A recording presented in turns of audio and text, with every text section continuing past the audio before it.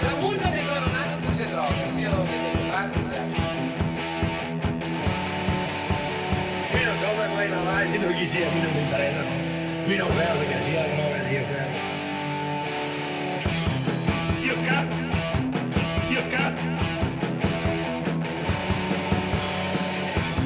E il disastro della Marocchini, Quintana, Cardino. Tossino, guarda, ha messo Rufini, ha messo in merda tutti. Io cazzo. Secondo lei ste multe per chi si droga può essere utile? Vai a tutti i Marocchini, vai, via. Scalpa.